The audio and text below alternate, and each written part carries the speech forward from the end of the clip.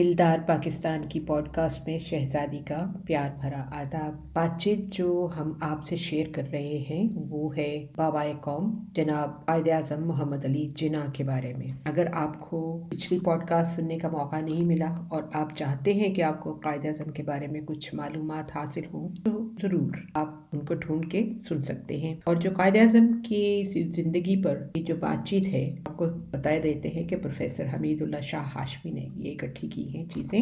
یہاں ہم نے جو انہوں نے ان کے بارے میں لکھا، یعنی کہ قائد اعظم کی ابتدائی زندگی کے بارے میں، ان کی تعلیم، ان کے مشاغل، اور پھر وکالت اور اصول پرستی، اور پھر سیاست میں دلچسپی ظاہر ہے، اور پھر مسلم لیگ کی بنیاد، اور بہت سے ایسے موضوعات جو کہ بالکل ان کی زندگی کا سفر ہے اس کے بارے میں بات کی ہے۔ اور اب ہم اس حصے میں پہنچے ہیں جہاں پر قائد اعظم کی مختلف تقاریر میں سے کچھ اقتباسات آپ کے ساتھ شیئر کر رہے ہیں۔ تقاریر تھی اور ان کا سبجیکٹ تھا سماجی مسائل۔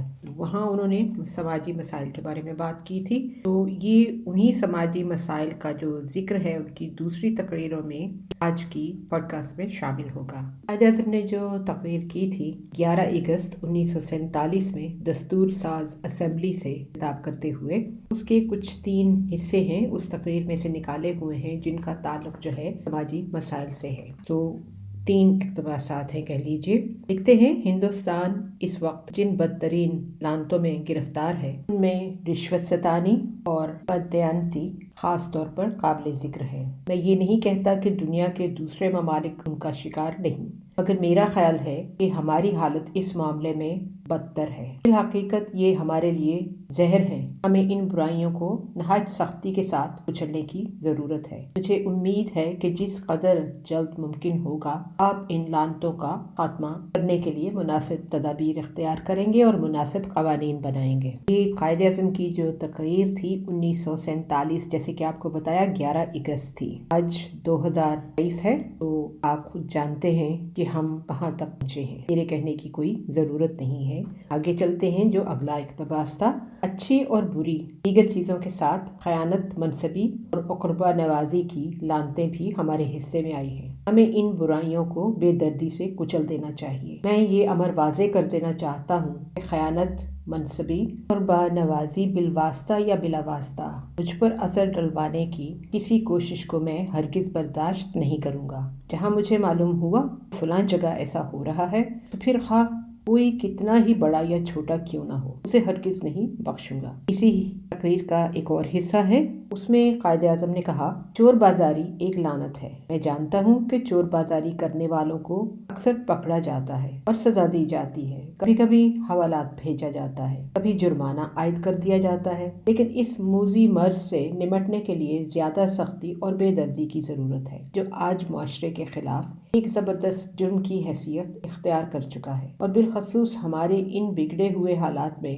جبکہ ہم خوراک اور دوسری ضروریات زندگی کی قلت کے شکار ہو گئے ہیں۔ پاکستان کا جو شہری چور بازاری کا ارتکاب کرتا ہے وہ میرے خیال میں گھناؤنے سے گھناؤنے جرم سے بھی زیادہ گھناؤنے جرم کا مرتکب ہے۔ لوگ خوراک اور دیگر اشیاء خوردنی کی ترسیل کے پورے انتظام کو درہم برہم کر کے اجتماعی بھوک، محتاجی اور حتیٰ کہ انسانوں کی موت کا سبب بنتے ہیں۔ یہ لوگ عموماً بڑے ذہین، فہمیدہ، سب کچھ سوچنے سمجھنے والے اور ذمہ دار قسم کے لوگ ہوتے ہیں۔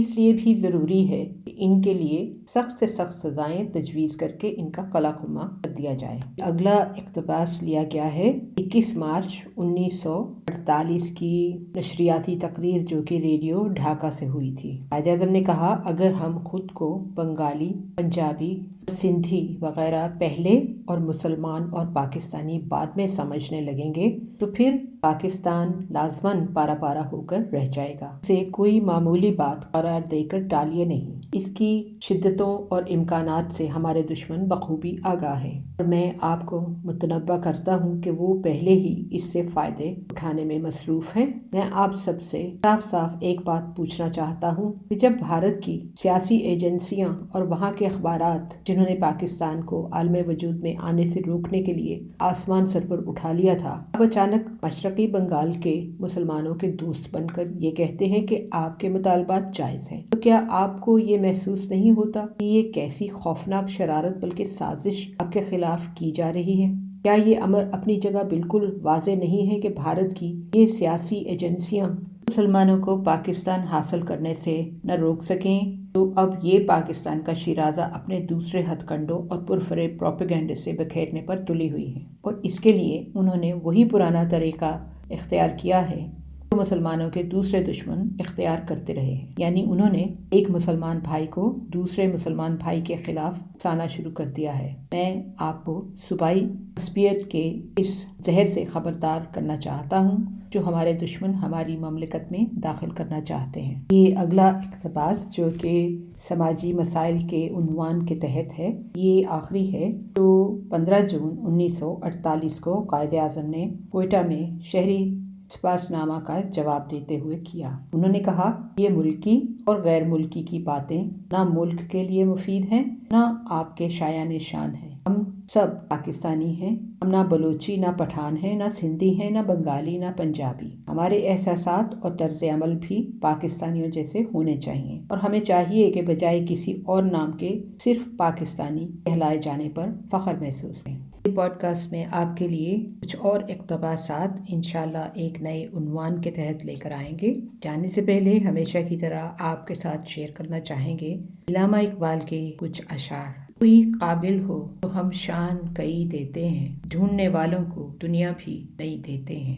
نہیں ہے نا امید اقبال اپنی کشت ویراں سے، ذرا نم ہو تو یہ مٹی بڑی زرخیز ہے ساقی۔